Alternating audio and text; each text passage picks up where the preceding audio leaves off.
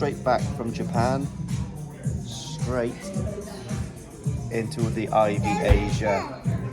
So I'm still trying to get over my jet lag, guys. But this afternoon, I'll be back in the garden and we'll have a little bit of a speech about my Japanese experience, which was absolutely fantastic. I am suffering a little bit from the old jet lag though, I'm not going to lie. Absolutely shattered. Don't quite feel myself, if you know what I mean. But anyway, did manage to do a couple of purchases on the old koi front. I tried to hold back, but we've been to so many good farms and stuff, so just started to pull out little jewels from the ponds, little things that you can't really find unless you go there and source these things. So anyway, I'll show you what I've got later on, and also a little bit of a problem with my grow on pond. The heater's broke and the temperature is currently at 9 degrees, so I've ordered a new heater from Absolute Koi, so that's here today. So I'm going to plumb that back on and get the heat back up. Don't think the fish has appreciated it very much. So anyway, this little heater, brand new, should last me for a little while. Stay there, darling. He's just going to put it on it. Right then, guys. Even though Japan was amazing, I'm back at Tafaguchi. So came back, the main pond was working absolutely fine, right? But for some reason, when I checked my Blue Lab Guardian up there, we were only on 9 degrees here, and there was like a load of food left over on the top, and the fish were clamped up on the bottom. So yesterday, I phoned up my good friend Darren from Absolute Koi, and I purchased a new Electro 1 kilowatt heater. Do you know what I mean? About 300 quid to get these things back up to temperature.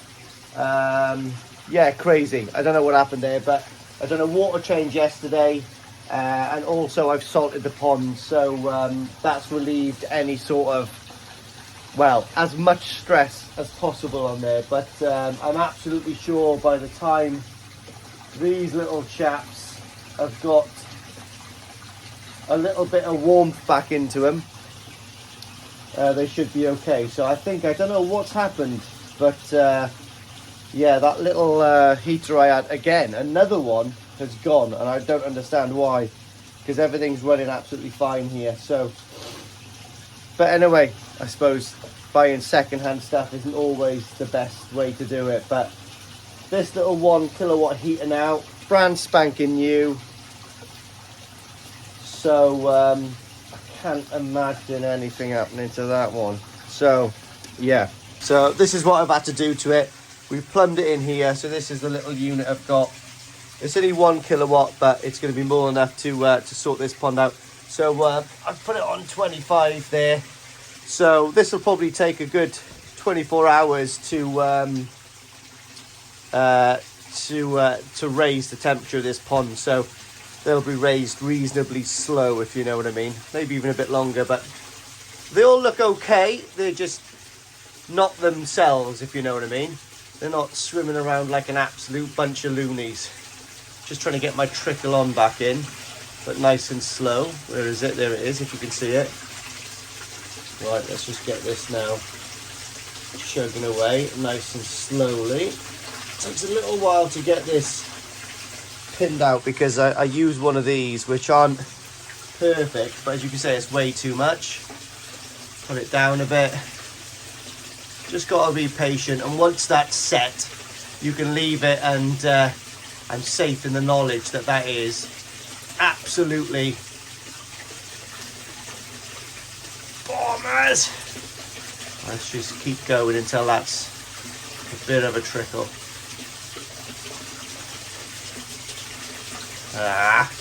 But you can always go a little bit too much, and she switches off. There she is. She's going. Ooh, there we go. So that's pretty good. Little tiny trickle like that. So that's that section done. So this is the little heater I've got. Yeah, anyway, it's one of these, so looks pretty good. It's going to do the trick. 1 kilowatt, 5 amp. That should be absolutely fine. So anyway, what I've done is I've just put like a little connector in there again. Like I said, this will go on to the pond in there when I finally do it. So leave that do its job now. And let's have a little look at everything else. So this has gone off since I've been in Japan. All of these have gone off. I've got to put some stuff in there. But apart from that, everything's gone off, guys. Absolutely buzzing. All of this looks okay. Fish are doing really well. Yeah, I haven't really inspected them yet, but they're looking all okay. A little bit of a dirty window, but it is where it is. Yeah, they're all looking pleased to see me, I think. But amazing to go to Japan and see, you know, where all of these koi have come from. You know, pretty much been to all the farms that these come from. We've been to Danichi, we've been to Hoshikin. Actually, Hoshikin gave me a umbrella, which is absolutely amazing. You know, didn't go to Koda, but there's always next time. I think Koda might be down south. I'm not quite sure.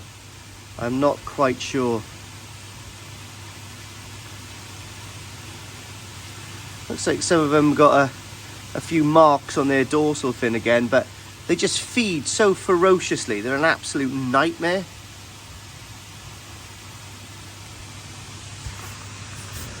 Right then, guys, so that's the tozai taken care of. So that's slowly warming up now to get those back on the feed. Yeah, it's very strange. 2 heaters have gone in there. Yeah, really weird, but is what it is, I guess. Anyway, so I've come back from Japan. Believe it or not, I've got almost 100 gig of video footage and photos from Japan, from various different breeders at various different times and days. So I've got to go through all of the drone footage, all of the camera footage, and I've also got to do quite a lot of editing. So I'll get on top of it. So the videos will be coming out, possibly, hopefully one a week, one every 2 weeks, from different farms such as Shinoda, Hoshikin, Danichi, and so many more. Otsuka. There's so many farms that I've visited. I'm so blessed. And of course, I can never ever forget Uncle Takano. So Uncle Takano was extremely kind to me over there. I really felt like a Western nephew, but absolute fantastic guy. Made me do the karaoke, bought a fantastic, you know, Wagyu beef like meal for me and everyone there really, and gave me the massive honor of selecting one of his Tati Star that he's putting into his mud pond for me, and he's asked me to come back and harvest it in October. Well, believe it or not, I'm thinking about going over again. I just love the place, so I think I've got to talk to some people and maybe go over in April again. I don't know, we'll see. You know, only a quick 14-hour flight in it, you know what I mean? And now I've been there once, I kind of know what I'm doing, you know what I mean? Straight into Tokyo, straight down the bullet train to Nagaoka, almost one of the locals. I'll tell you a funny little story, okay? You're gonna love this. So the first day we got there, we went straight to like 3 or 4 farms, sniffing the place out, making appointments to select tozai the day after and all that kind of stuff. We got there, we went out for something to eat, and we went to a little bar, Nagaoka, a little Irish bar. I think if you've been to Nagaoka, you know the bar, right? Nice and quiet, free Wi-Fi. So texting the missus and all the first day with Ryan-san, so it was all fine, went back. Second night, Ryan had a lot of work to do when he got back to the room, you know, sending all the photos back from the tozai and stuff like that to Exclusively Koi and doing some business stuff. And I was sat in my room And it's like that. Oh my God. It's like, you know, I'm not tired at all because I like, you know, I was jet awake, not jet sleeping over there. Do you know what I mean? I was like wide awake. And it was about 7 o'clock in the afternoon. I thought, I'm going to go for a walk, like, you know. So I went for a walk up to Nagaoka, had a little walk around, looked at some more restaurants and some bars. I ended up back at the Irish bar. It's literally only me on my own. I think there was a couple of locals right in the back. But anyway, asked for a Heineken, bought me a Heineken, just on the old Wi-Fi, texting the missus and all that kind of stuff. So about 8 o'clock, I was like, oh, time to go home now. Now I'm starting to feel a little bit tired, like, isn't it? So I asked for the bill. Excuse me, bill please. Hi. Come back with another beer. And I was like that. So I was sipping away at the beer. Another half hour, 40 minutes passed or whatever, just sipping away at the beer, you know, looking at the photos and the videos I took that day. And I went, excuse me, I said, can I have the bill? Another Heineken came. And I was like that. And I'm the world's worst drinker. A little bit jet lagged by this point as well. So the fourth time, I thought to myself, right, I've got this. I said, excuse me, can I have the bill, please? Another Heineken came over. This is about 12 o'clock at night now, and I'm absolutely hanging out, a little bit drunk almost, and just really tired because I had a couple of pints with my meal before I went out anyway. And I was like, oh God. So I actually just pulled out some money and went to the bar, right? So the next day I told the boys this, and they were laughing. And they said, you know what you done wrong there? And I said, I don't know. Well, you were asking for a beer. Now, no, you were asking for the bill. A bill in Japan is Cheko, all right? So instead of just asking for Cheko, I was asking for the bill. Now, how you say beer in Japanese was biru. So they think I'm asking for another beer. So I was stuck there all night. But anyway, whatever. Let me show you some of the little things that I took home with me. Just little things I thought you might, you know, want to see. So the first thing I got is that. It's like a little air stone, right? You buy these from the wholesales there, but it's like one of those air stones, it's all weighted. But you know when you're treating the koi, whack that in sort of like, you know, in a bowl, and like the bubbles that come off that are bubble-tastic. So that's really good. Not a lot. I don't know how much it was. It's all in yen. I haven't got a clue. It was nice. All right. The other thing I bought is, yes, the Matsuda little pan net. These things work out about 20 quid over there, but over here you'd be probably talking about 50 quid for a Matsuba net. And also I bought that one as well, so it's a finer one so it finds out when I'm taking pictures. And just because I was there, bought myself a Matsuba sock net. Do you know what I mean? I think that worked out about 70 quid, but you're talking like 140 quid over here. So that was worth taking home. Another amazing thing I got was, this was a nightmare to take home, right? But look at that. Now then, I bet there's not many of those in the UK. So obviously it's a measuring table, but you can only buy it if you're in some sort of like magic society over there. But I knew someone who was in there, and I got one. Zang. And creme de la creme over there was all the breeders, right, were taking pictures. But they weren't just taking pictures, they were taking pictures in style, right? So all the breeders over there actually use these massive umbrellas, obviously to shelter the koi when you're taking a picture. And they're actually so sick, it's unbelievable. So if you can see, Hoshikin. So what I've got here, guys, is for taking pictures of my koi from now on. We got a Hoshikin umbrella. Oh yeah, boy. And not only, right, is it a cool Hoshikin umbrella, Hoshikin actually gave it to me. Yes, boy. So so that's a real lovely part of Japan for me. Like I said, you know, I like all the breeders were using these, so these must have been the dog's bollocks over there. But yeah, the fact that he actually, you know, there's one thing to buy something, but when someone gives you something, it's really special. So I've been told that Hoshkin is a massive sub of mine, so thank you, mate. I'm only joking, but a wonderful gift nevertheless, and one day I'll pay him back. Well, I have paid him back. I got a loads of Hoshkin. I got, what did I get? I got 10 Hoshkin Tozai last year, all right, and I've still got 3 of them in that pond there because they've turned out to be mint condition. All right, so Japan was a massive success. I absolutely loved it. The way over was a little bit tiring, right? I'm not gonna lie.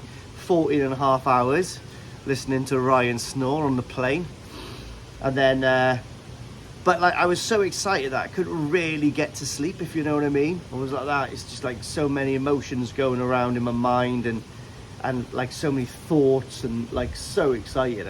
I just couldn't believe I was actually going, and it happened so quick. You know, I booked it like literally a week before I was going, and I'm in quite a happy place, you know, because the garden's nearly done now. I can just chill out, fish are happy, and do you know what I mean?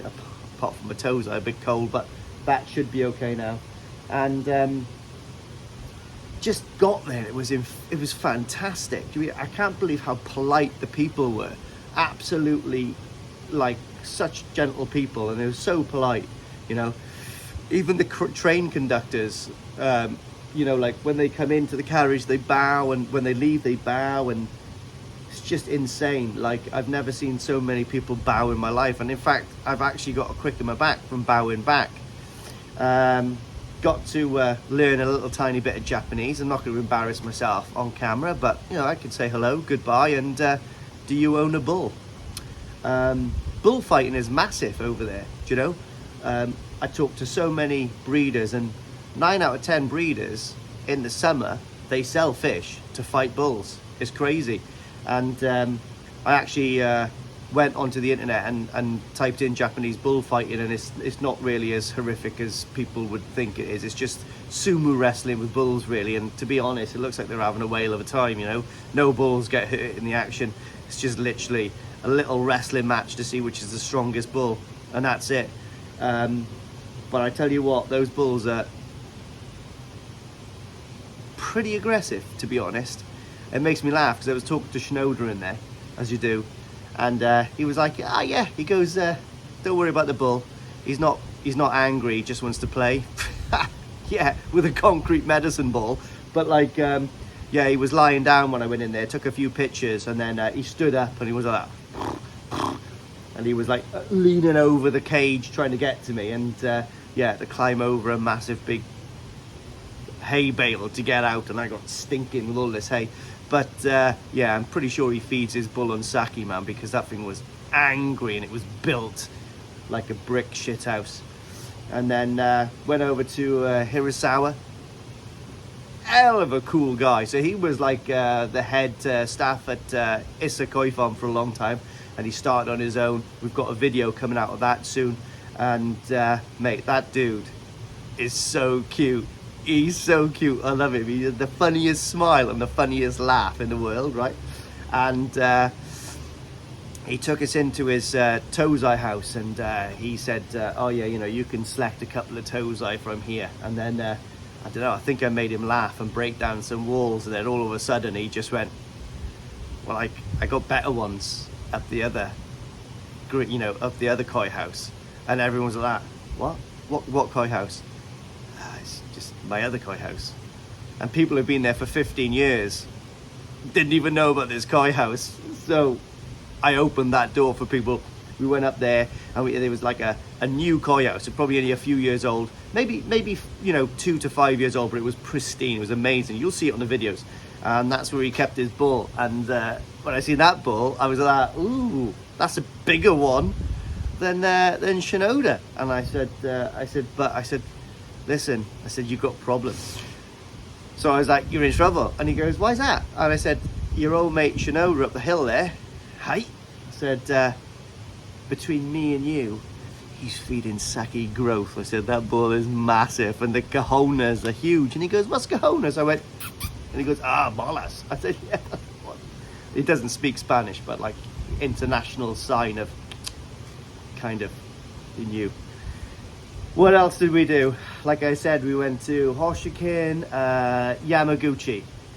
Mate, he is one cool guy, like honestly. He's about 40, 41, he's 41 years old, I know for a fact he is, right? But he's got this koi house. It's just out of Nagaoka, a little bit, about a 35-minute drive, right? But if you ever go there, it's somewhere where you really need to go. You'll have to go with an agent. You know, our agent at Sushi, hell of a boy, half Mexican, half Japanese, hell of a combo. Literally looked like a cross between a South American Justin Bieber and a Japanese Jesus, I guess. But he was a real slick character, and you know, not very good at driving though. But he could speak perfect Japanese and Russian and Polish and German and French and Italian. I think he spoke everything. Anyway, so he's really good mates with Yamaguchi, and I was trying to explain to him, like, I'm the Tafaguchi and you're the Yamaguchi. He'd heard of me. He goes, oh yeah, you breed some good fish. I said, I don't really breed them, I just bring them on. I'm only joking. But anyway, when we went over there, we bowled up some jumbo tozai, and just had to buy a kawaku from him. You know, the pattern is very unusual. It's definitely an acquired taste, but the first thing I seen was the body on this fish. Mate, for a jumbo tozai, this thing was like a Russian torpedo. It was mental, like, you know, and I could just see it. I could just see it at 60, 70 cm being an absolute tool of a showfish, okay? I like the pattern. I think the pattern's very unusual. It's very quirky. It's not a boring two-step or three-step. It's something special there. You've got the memoir, so you've got the Gucci pattern, the memoir on the head, which is really unusual. It's like a triangle. It makes it look like a skull. It almost looks like a skeleton pattern of the fish on the fish, if you know what I mean.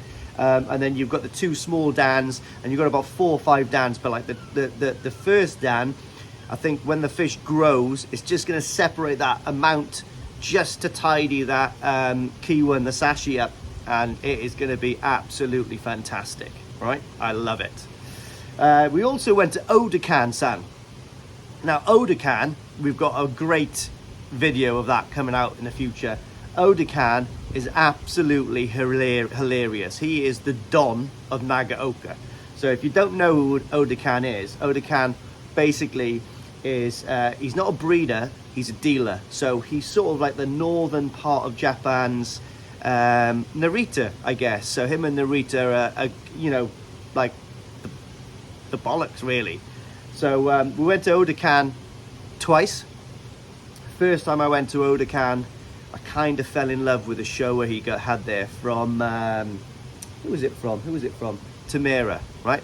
So absolutely fantastic shower. I thought about it, I seen it, and I was like, oh man, that's good, that's nice, you know, it's just how I like them.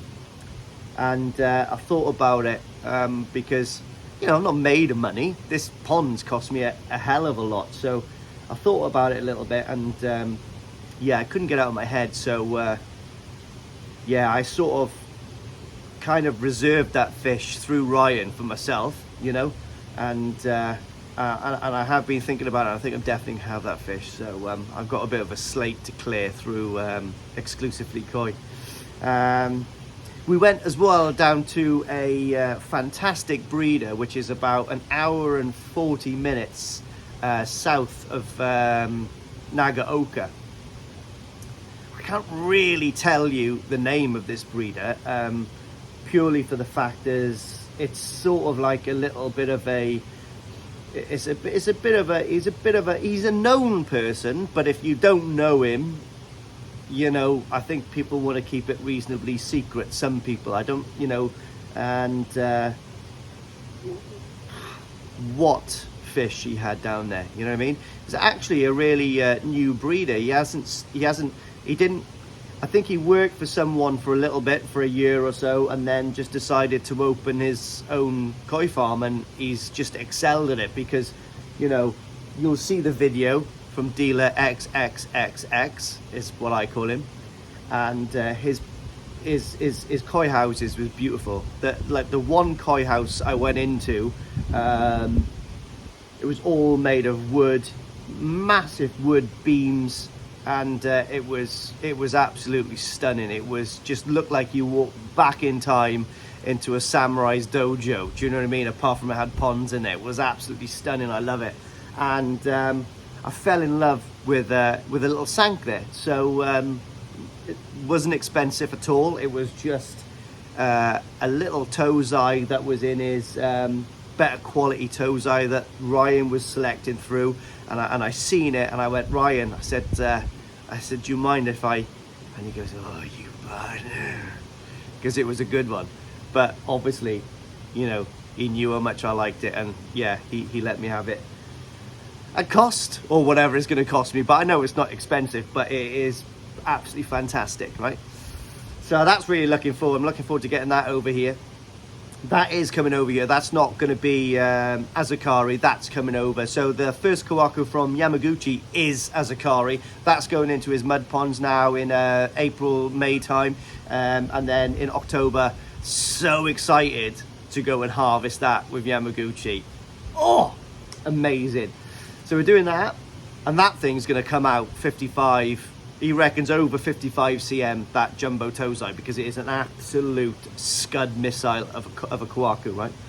And the bloodline and all that kind of stuff, he knows that's going to come out, you know, by that size. So yeah, dealer XXX. What else did I get? Well, you know, like I said, we're talking about Uncle Takano. I warmed the cockles of his heart when I gave him a mug, and a little bit of banter, and yeah, we were almost kin. So out of the blue, he just offered to bowl up 5 fish from his Tatistar pond, and he said I could select one. And the agent Asushi was like, that never happens. And I went, I give him a mug, pal. So we bowled up 5 fish. Ryan really liked one, and I really liked one. And Takano was like, yeah, they're really good. The one I picked was a female, because you could see the Benny was a little softer. And Ryan picked a male, but even though Takano males they win left, right and centre, the bodies are every bit as good as the females, you know. So anyway, it was expensive. They were expensive kois, because they were expensive kois, trust me, you know. I think they were about 500,000 yen, which I think works out to 3.5 grand or something. And like some money for Azakari, so you're looking the best part of 4 grand, I guess, for a jumbo tozai of that caliber from Takano. And I was like, wow, I like it. I've got to think about it. Do you know what I mean? Because, you know, like, I just, you know, that's a lot of money, really, isn't it, for a little lad like me? So anyway, put the koi back and all that kind of stuff, and he asked to take us out for a meal on the Thursday. So we went out for a meal on the Thursday, and something amazing happened on the Thursday, which I'm not going to tell anyone about because it's sort of like private, but I did end up getting that koi anyway. So that koi has got my name stamped on its gill plate, and it's going into the mud ponds, and I will be harvesting that with Uncle Takano in October. And mate, I love that guy. Me and Takano are cut from the same kimono cloth. I'm telling you now, right? He's just hilarious, right? And yeah, I don't know what it is, but one day I made up this stupid little thing where I go, and mate, every time I say that to Takano, he pisses himself laughing or spits out sticky rice somewhere. He loves it, right? So anyway, that's great. So we're gonna do that. Where else did we go? Oh, mate, so many places. I can't even explain how many places we went to. It was absolutely rocking, right? So anyway, all of these videos are going to come out in due time. You've got to understand that I've got like over 100 gigabyte of video and footage to go through. I've got to translate some stuff. I got to put some like translation and all on the screen. It's going to take me a little while to do, right? but it's very interesting, and bear with it. It's going to trickle out, right? It'll trickle out every other week or something like that, along with my crappy vlogs, and I'm hoping everyone's going to like it. Okay, I would have thought everyone's going to like it, because I did do as much as I could to make it cool, and I think I got footage that not many people get, like different aspects, different angles of like their lives and their hobbies and stuff like that. But I'm quite keen to get over again, so I'm thinking about going to Japan in April again. I don't know. Well, I'm definitely going to go for 3 weeks now in October. I've decided. It was going to be 2, but now it's 3. May as well round it up to 4. We'll see. I don't know. I love the place. And actually, I was thinking about probably buying a B&Q polytunnel and sticking it up somewhere in in the Yamakoshi Mountains, and just camping out for a year or so as a hermit. Anyway, well, I've talked quite a bit on this. So what we're going to do is, well, I don't know, a bit depressed. I want to go back to Japan. I've missed the family, but now I've seen the family, I think they've had enough of me already. Yeah, gotta get back to Japan at some point. Ramen. Oh, it's worth it for that.